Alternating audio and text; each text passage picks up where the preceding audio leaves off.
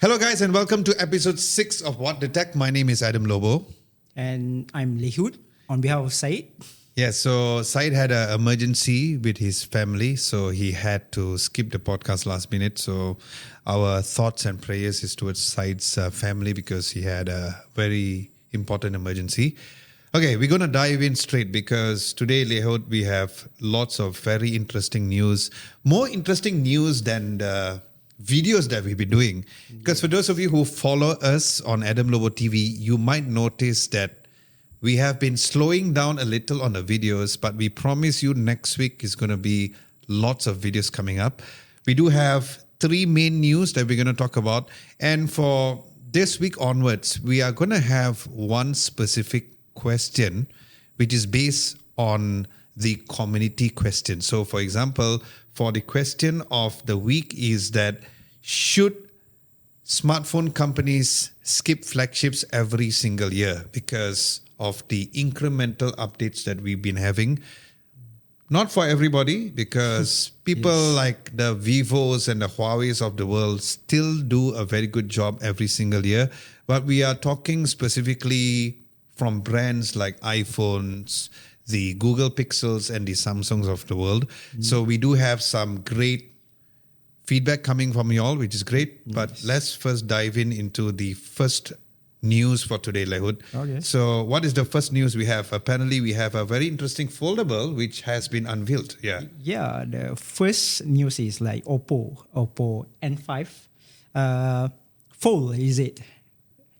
Looks like it's the thinnest foldable in the world right now, right? Exactly. And so Oppo's biggest strength when releasing foldables has been the crease. Their Find N series has always been great on making the creases almost invisible, because that seems to be the biggest complaint from a lot of people talking about the crease. Why is the crease there? Some people cannot live with it. My point about the crease is that, just like when you fold money, there's going to be a crease, so it's okay. Yes. But the way Oppo has done it is very, very well. And based on our first impressions, which we are going to be releasing an unboxing video as soon as you watch this video, because this is going to be out on Saturday night. It is Friday right now. What is your first impressions on this Oppo Find N series of the foldable when you first hold it? For me, it's like the first impression is like it looks as every Oppo phones ever. It looks clean. Maybe the design, the colors, the color they pick up, and I think the experience of unfolding feels more secure and I would say snappy. It's not in the bad way, but it's like securely. You can securely fold and unfold. If I were to compare with Samsung, I would say Samsung feels like stiff a bit compared to this Chinese foldable, I would say, or it's like aside Samsung. Their foldables feels like more snappy, and for me, the crease is not that visible. It's just okay. Unless you like put it direct under sunlight or source of light, then you'll see the crease. So overall, I think from my perspective, from my impression of the first time I held it, it's gonna be not as straight to say it's like foldable of the year, I would say. I am actually with you on that in terms of how premium it feels and how when you just unfold it, it does feel great. Now, it's not as mind-blowing as the Huawei Mate XT with 3 screens. Yeah, trifold. But there's something about the Find N5 whereby when you open it, it feels good. Even when I unbox it.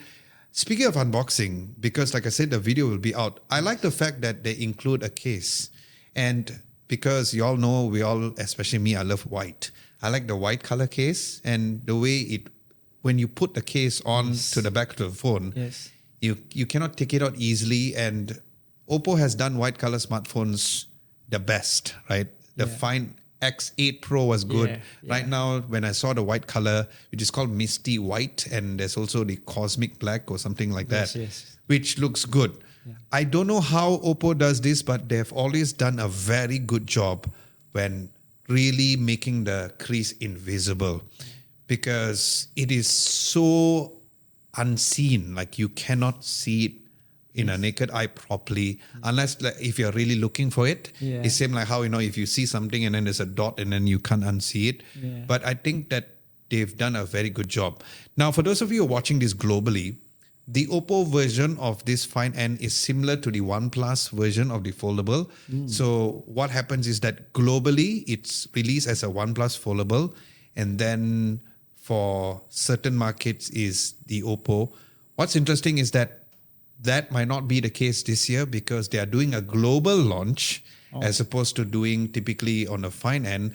We will talk about the global launch later on. But I think one of the main things that OPPO has done here is to make foldables feel premium, not make it feel like it's very fragile. Yeah. And like what you said, it is so thin that you'll be questioning whether or not it's actually a phone. Let's talk about the cameras. I know we didn't get the chance to try it, but we all know that foldables compromise on cameras. Yes. From your opinion, why do you think that a lot of brands don't care about cameras on foldable? That you notice that's the case, right? So what is your opinion on that? I think that's the case for like, I would say it's like 1-2 years ago, but recently they've been stepping out a lot because recently we did a video of the Huawei Mate XT, the trifold, and I was quite surprised on the output of the camera. They seems like the foldables camera is up to par, up to the Pura level already. So I would say they started to care and they know it's like people paying this such premium price, they have to get that level of quality.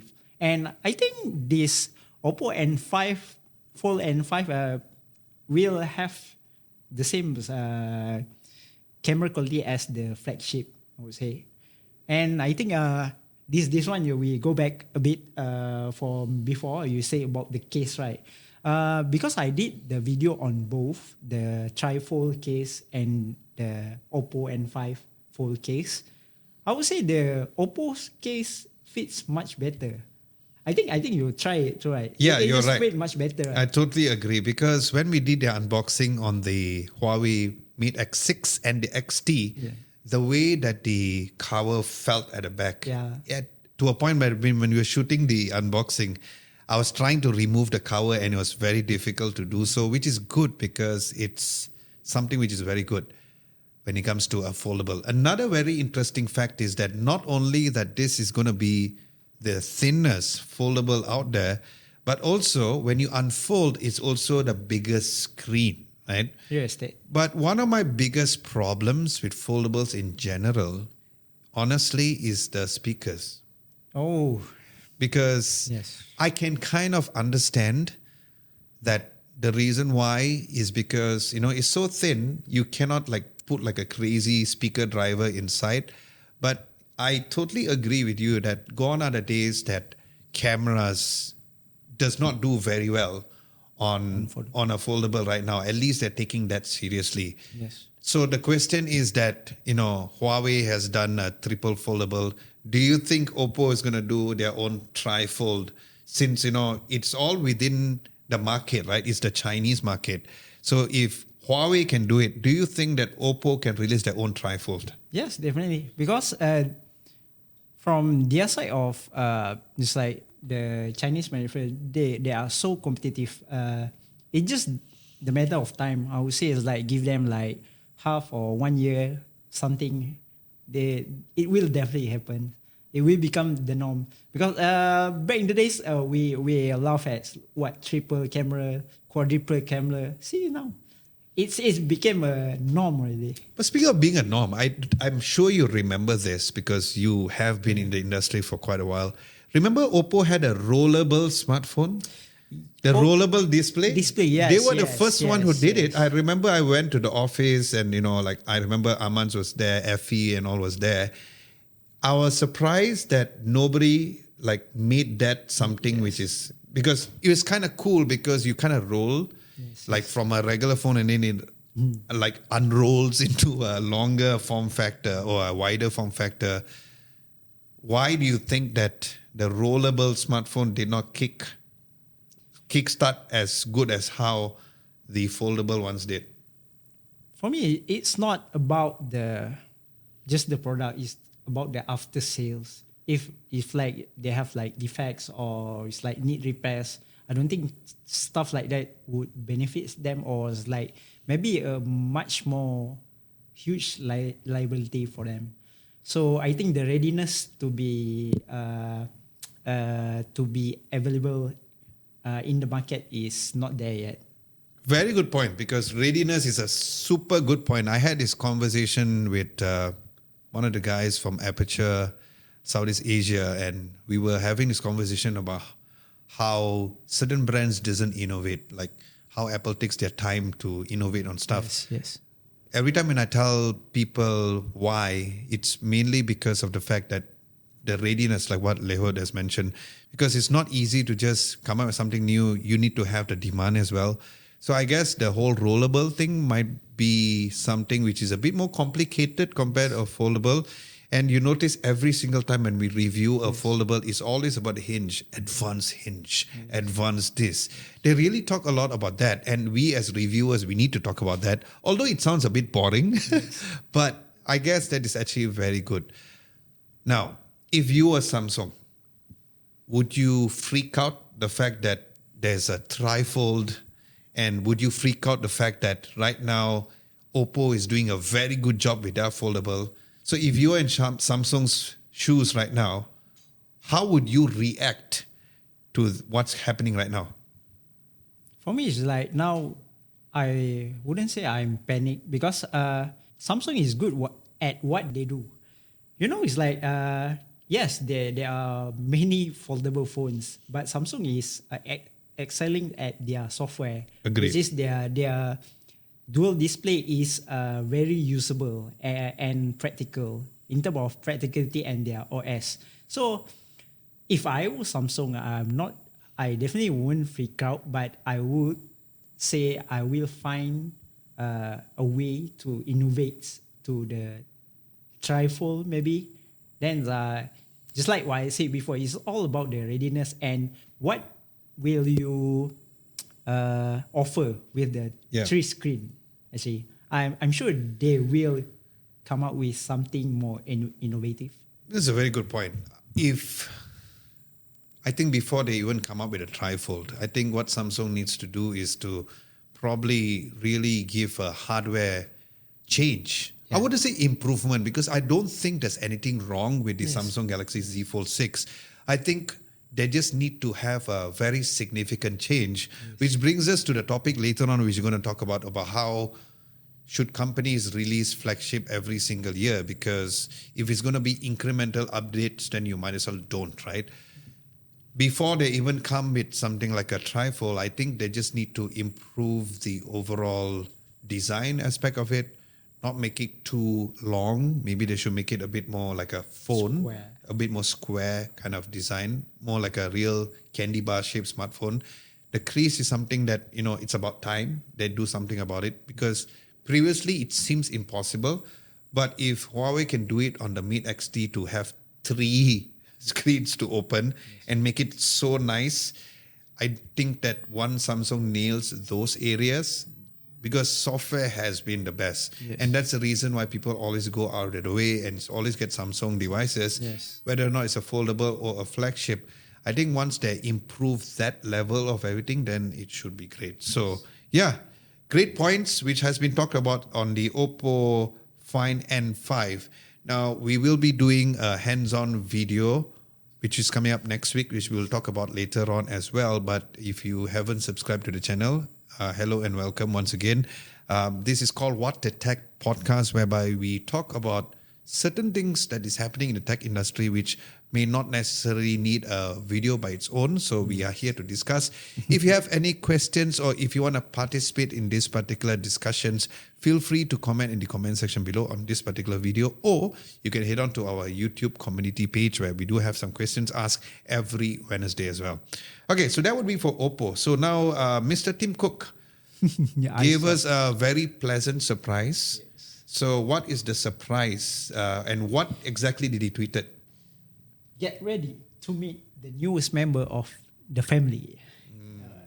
Apple typical style, they just post like critics, short video or things like that. Got people imagination go wild. Yeah. So what is your imagination based on what Tim Cook has posted? To be honest, I'm not that big of Apple fanboy, but I do use Apple and iPhone and Mac for the longest time. From what I read, they say it's like iPhone SE and MacBook Air M4, just because M4 Pro have been released. So yeah, I think I'm more excited if the iPhone SE is real, because Okay. I love the small. Yeah, you like the small form factor. For me, usually when they show this kind of visuals, we can be Eric Voss from New Rockstars and say, okay, so this one represents everything.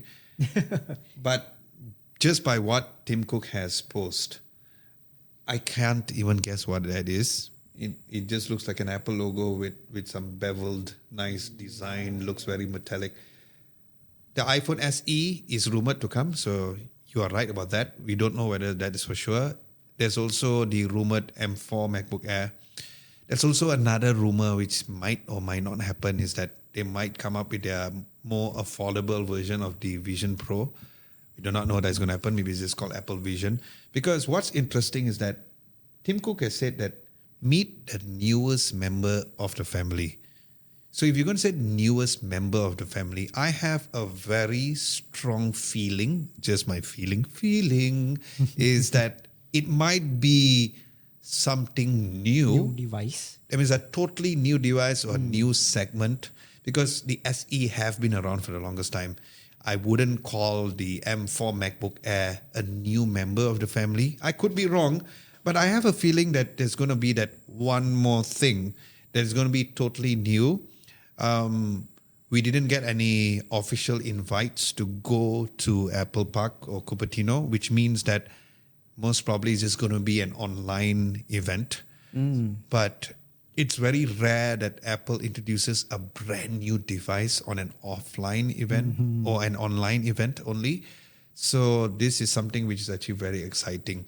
So besides the affordable version of the Vision Pro, I don't know what else. Do you have any ideas that? That's why I'm about to ask you. Okay, if they were to introduce new device, let's say they have like watch, glass. What else could it be? It's like, what are the things we use in daily life, right? Well, we did have a topic Yes. about foldables. Who knows? Suddenly out of nowhere, but we do have like a lot of leakers and a lot of news outlets like Mark Gurman and all who have not mentioned anything about that, about how there could be a foldable. I think it's too soon. Yeah. But besides the more affordable Vision or Apple Vision, I don't see any other product. I would love to be surprised because Yes. we have not seen a very interesting surprise. I guess because all these people who come up with all the leaks and rumors are so out there. So sometimes I wish that I don't know all of this stuff, but it's our job. We need to know all of this stuff. But I'm trying to understand. And yeah, you put back the question to me because I also don't know, right? Something sparked in my head because I watched the Mark Zuckerberg podcast where he mentioned about like Apple don't want to share the protocol with Ray-Ban Meta for the posting or something like that. For you, is it possible for Apple to come up with something like Ray-Ban Meta? You got a because very good point. Yeah. Because what happened is that I think a couple of weeks ago, Syed wrote an article about how there was rumors about how they shut down that particular production. That means that they said they're not going to do it anymore. But then again, who knows? They might come up with it. Because I was late to the game. The only reason why I got the Meta Ray-Ban glasses is because I don't have any sunglasses. And I was in the US and it was going for a very good price when I went for Unpacked. So I said, yeah, I'm just going to get it. it's something whereby it's not really AR because you're not seeing anything in front. But I think tying within the ecosystem is good because currently, like the Meta Ray-Ban, you have the Hey Meta, whereby, see what you see, taking a picture and stuff. And if you post it on Instagram, it tells it made for Meta. It'll be cool that, and I think Apple can execute that so much easier compared to coming up with a brand new AR glasses. You're right, that could be one of the things which is actually available specifically for that. So yeah, that could be that. And I guess we all have to wait and see because the event, the dates exactly mentioned by Mr. Tim Cook is on Wednesday, February 19, which means that Lihud and I won't be sleeping. That's the reason we have the Wiz room. Yes. Whereby, Lihud can go there, or when Jefferson comes down again, he can stay there. Yeah. Okay. Third and final tech news of the week. We still do have a discussion. So what's the third tech news that we have, Lihud? Okay, Apple TV is now available on Android, finally. So, I don't know who's watching Apple TV. The only thing I watch on Apple TV is Ted Lasso, that's all. Okay. So, do you think that this is going to open new viewers on the Android platform? And do you think that is this something whereby a lot of Android users have actually asked for it specifically? actually, it's actually smart because there are some people who use Android but subscribe to Apple Music, right? If they subscribe to Apple One, automatically they can watch Apple TV, if not mistaken, right? Very good point. I think in terms of like value for money for those kind of guys, it's a huge benefit for them. Got it. And some, I don't know if you noticed, but quality on the Apple TV is quite better more than Netflix also. I totally agree with you. In terms of quality, Apple TV's overall optimization is great. That's why like last week when we talked about the Sonos Android box, even before it's out, I'm already feeling very skeptical. Speaking of which, I had a conversation with Uma from Goggler, and he was saying about how his Sonos Play Bar, the first version, doesn't connect to his speakers anymore. So he's just chilling there. Poor guy, spent so much money and it's not working. This is the first generation Play Bar.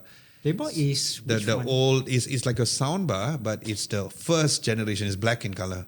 Oh, yeah. okay. So I had it, but it's not with me anymore. Yeah.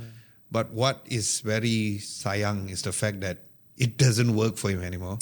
We are planning to do a video on a comparison between the Sonos Arc and the Arc Ultra, which we are getting Uma, want to get Shufe to also come because she's a huge movie goer. So stay tuned for that video as well. But yeah, I think for Android users, I don't know any specific Android users who came up to me and say, hey, I wish that Apple TV is on an Android device.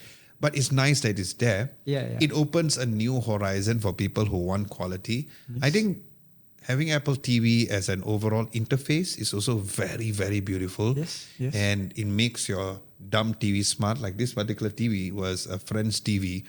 And because we just connected an Apple TV, it becomes a smart TV. And that's how Apit is doing the whole wireless thing, right? Yes. In terms of shows, I'm with you because you and I, we got no time to watch shows. So I think that's the wrong people to ask. Yes. I watched Ted Lasso. I loved the show. I watched the whole season, like all of the season twice, and I'd hardly do that. I haven't watched Severance. I know they're pushing season 2. I don't even know what is that. Yeah, so Severance is... So Apple has a lot of Apple-produced, Apple TV kind of content. Yeah. I guess this goes within the realm of Syed and Uma of the world because Adam and Lihud hardly watches TVs. Yes. But I think it's good to open up that and for people to know the difference between what Apple quality is. Yes. And since they have been producing their own TV shows, their own movies... I think it's nice to just also broaden the horizon because if you notice that whenever we go for a Huawei global event, you and I, what happens is that in case you all did not know, that the global team, like when they do a lot of networking tests and all, they use things like the Apple Vision Pro. Like, remember we saw the Apple Vision Pro that used the Meta. So I'm glad that Apple is actually embracing the Android world, so it doesn't really seem like it's fully only, okay, look, only iPhone users or iPad users or Mac can use Apple TV. It's good that it's available on Android for the sake of people consuming more media on Apple TV. Right. And who knows, that could be a way where people go like, oh, I didn't know it's so nice. Then I could probably get an Apple TV box, or I could probably go into the Apple ecosystem a bit more. And I think this is not very typical of what Apple usually does. But I really welcome the fact that they're actually going to have this on an Android device, which is actually really, really amazing. So that would be for that. Before we go into the community segment, we have 3 very exciting things next week, which is going to make the whole entire team super busy. I'm at this week and I'm already feeling, oh my God, next week is going to be madness. Yes. First and foremost, the Huawei Mate XT, the global launch will be on the 18th of February. Now, this is a global launch that is happening in Malaysia, which is very interesting because the global team from Huawei also reached out because they are having a very interesting tech event which is happening in MyTech again. So if you're from Malaysia, I'm sure you're familiar. But if you're not from Malaysia, the MyTech is actually like your exhibition center in Malaysia. So that is happening on the 18th of February. So both Lehut and I are going to be on ground for that. Apple's online event is coming on the 19th of February, US time. So it's going to be on the 20th. Speaking of the 20th, the OPPO Find N5 global launch will be on the 20th of February in Singapore. So I spoke to MJ or Michael Josh from Gadget Match. He's going to be there. I know a lot of YouTubers who travel a lot. They're going to be there. I won't be there in Singapore. The reason being because I have a workshop for Google here in Malaysia. That's one of the reasons why I'm not going for that.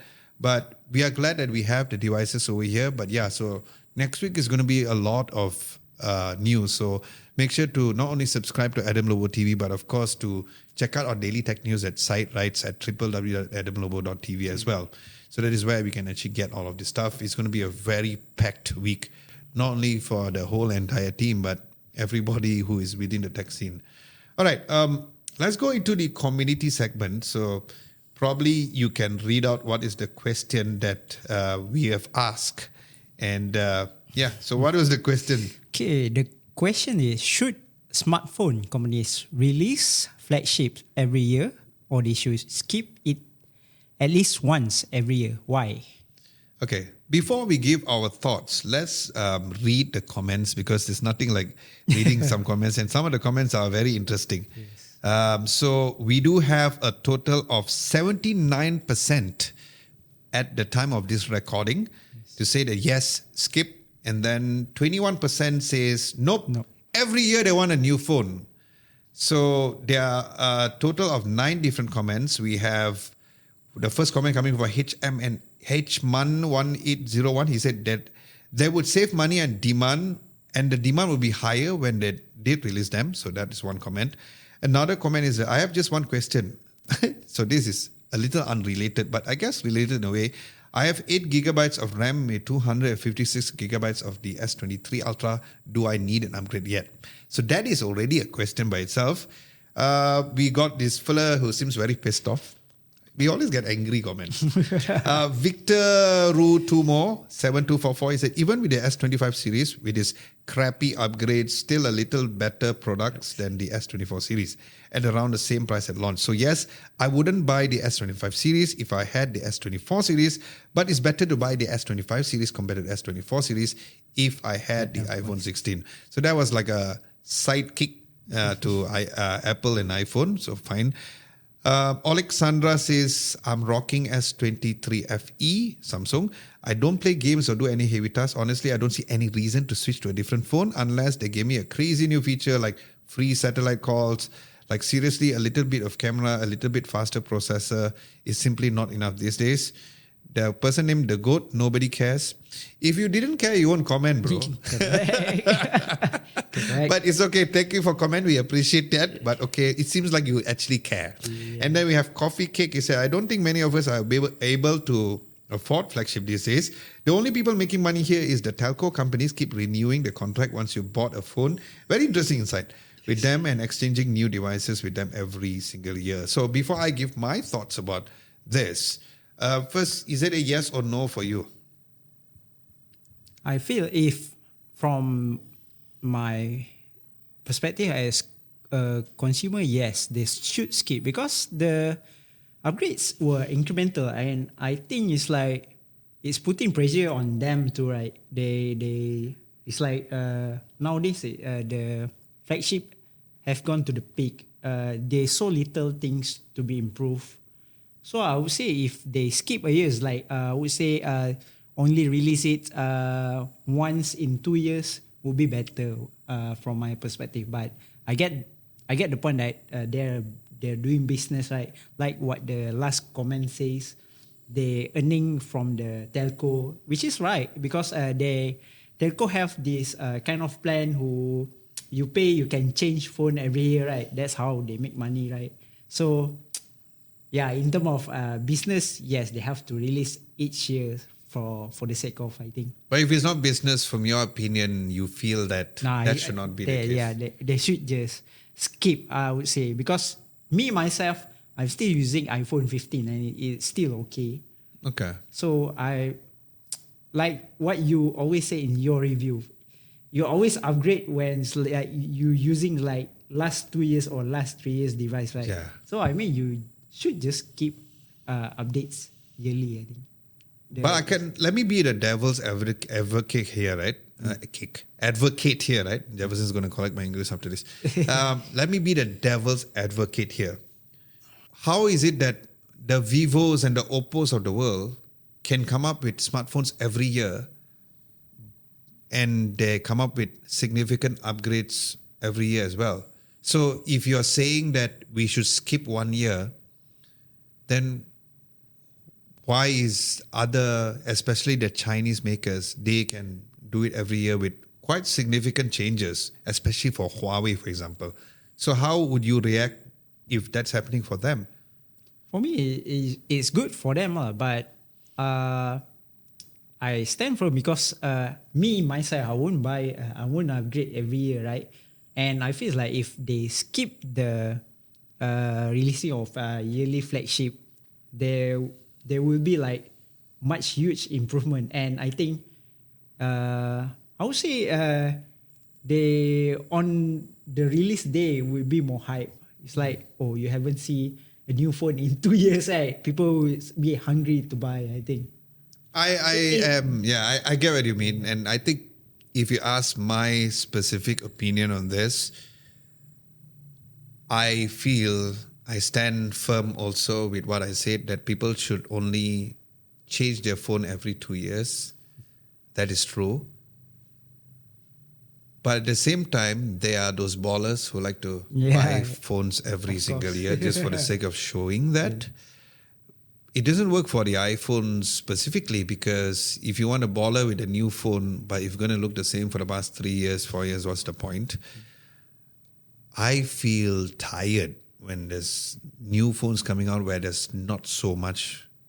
Because when we produce a video, we would be awesome to know there's some changes, so that when I'm sitting down there scripting and talking about it, at least there's some level of changes.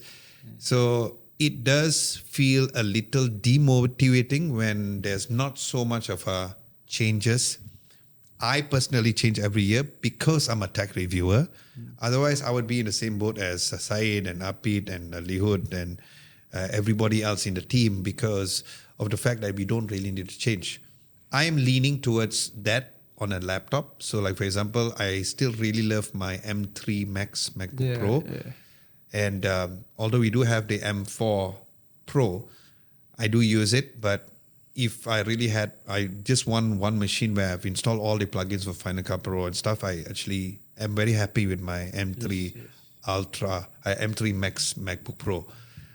I feel that if you really ask me the question, as Adam, I'll point a gun at you and say, you know what, choose 2 years or 1 year.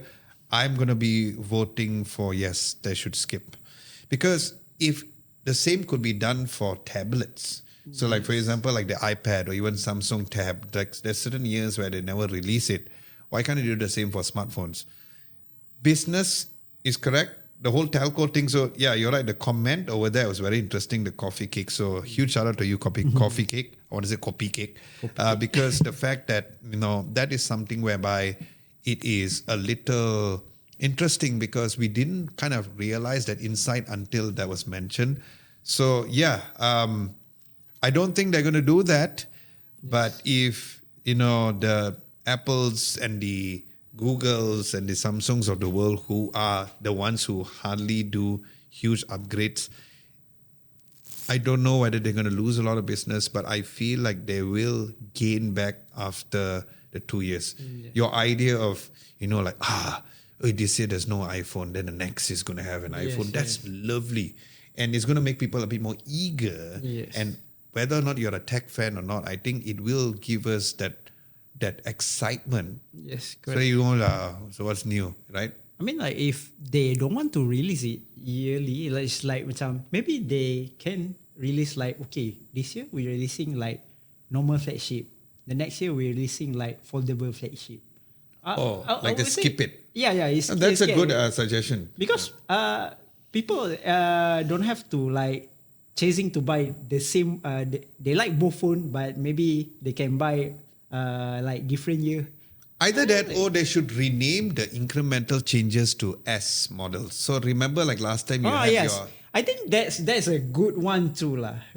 Right. So I think at least then people's expectations can be a little lower, because if you're going to change the number like from 10 to 11 instead of saying 10S, like how it was last time, then probably we can accept that. Or probably people can learn to accept that. But yeah, I feel it should be done so that we have more stronger updates rather than very much incremental when it comes to that as well. So yeah, I think that is our answer. Now, if you did not participate in the poll, be sure to head to our YouTube community page, put your vote over there and let us know whether or not you prefer to skip.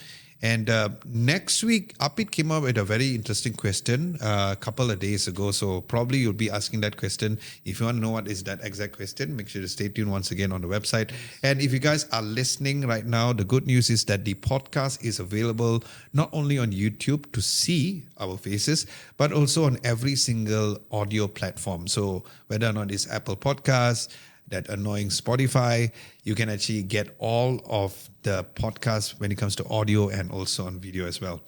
Okay, let's go into the week's videos.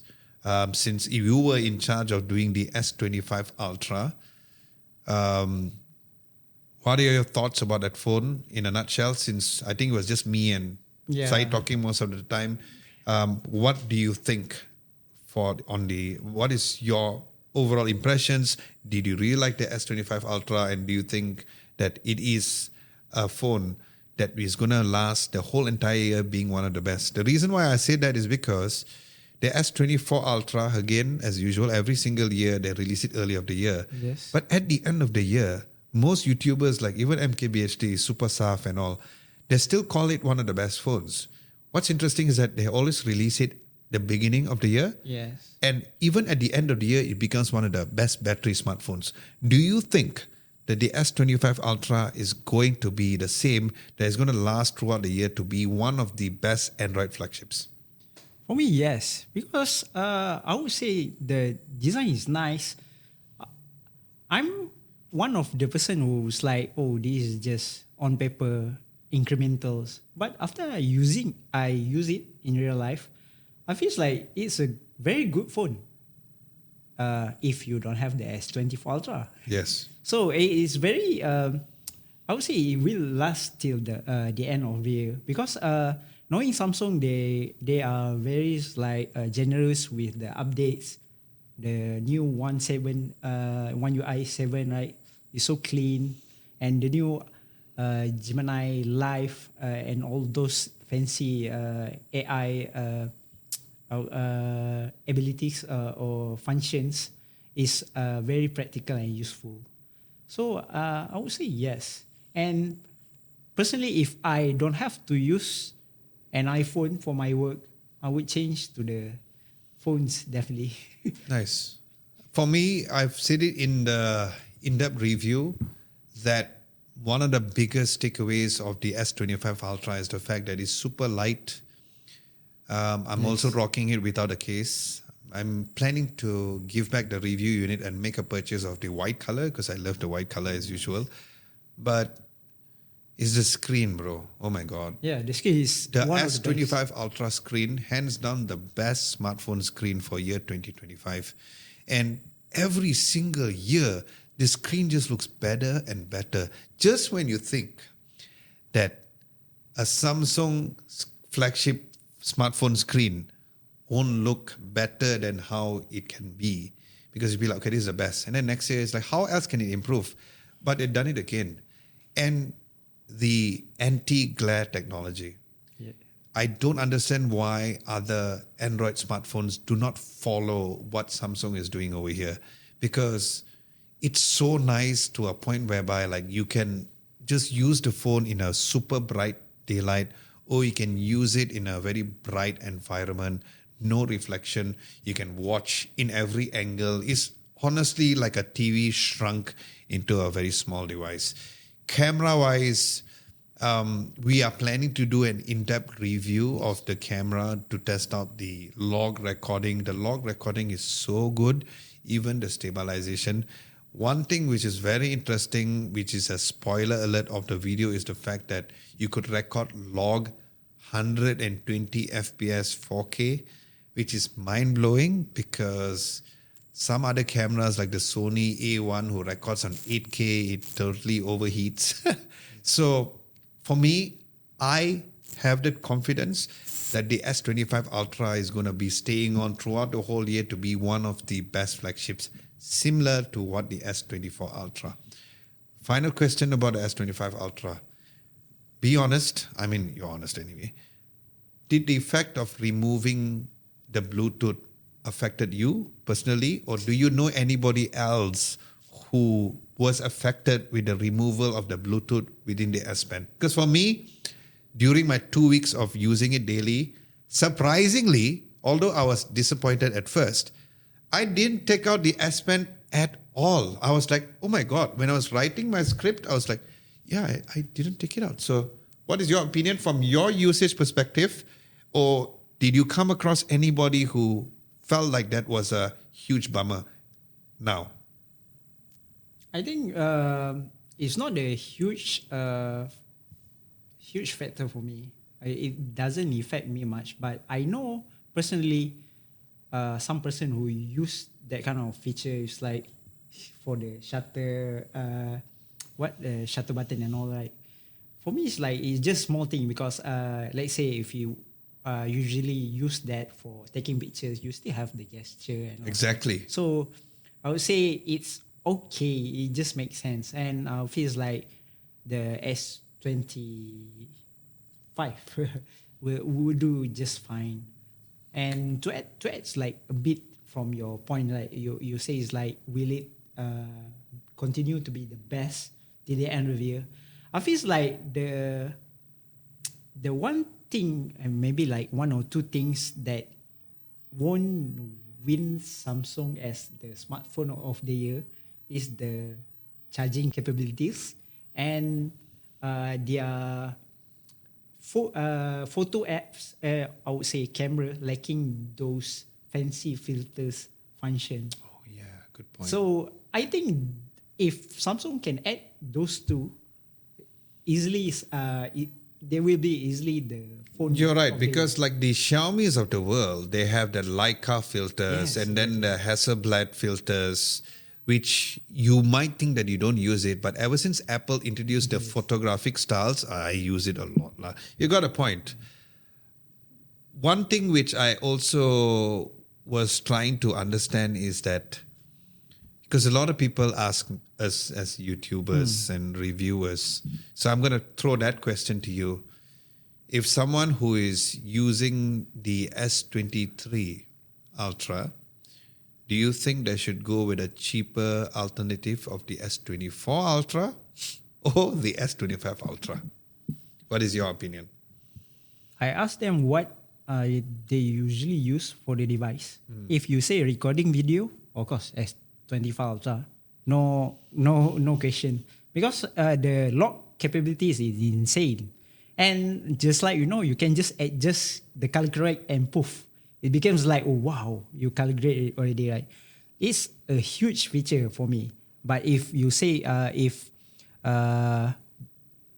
he or she just a multitasker, I would say S24. That's a very good point. Although, we didn't discuss this beforehand, but I am totally agreeing with him on that as well. Okay, upcoming videos. So that was the S25 Ultra. If you guys haven't watched the video, be sure to check it out. A lot of engagements going over there. A lot of people like what they see. They are giving their thoughts. And yeah, that is something which we always very much appreciate. Upcoming videos will be first hands-on impression of the OPPO Find N5. That will be released as soon as the global launch, so stay tuned for that. And the Huawei Mate XT as well. There'll be an event that both Lihun and I will be covering during the event as well. Yes. So that is something which you can also check out during next week's release. It's funny because last week when we had this conversation with Syed and I said that what do we have next week? We didn't know what's going to happen next week. So that's the thing. Next thing you know, we are here talking about a lot of stuff which is happening this week. And next week is going to be even more. So stay tuned for that. And of course, upcoming videos will be what exactly Apple released during the 20th of February event earlier mentioned, which is, of course, our Malaysian time, not 19 as well. So with that, we'd like to say thank you so much for watching. Don't forget to subscribe to Adam Lobo TV, whether or not it's our reviews or if you enjoy our What the Tech episodes. If you guys are listening the whole entire podcast on an audio level, make sure to also subscribe on each of those platforms again. My name is Adam Lobo. And I'm Lehut. And we will see you guys next week.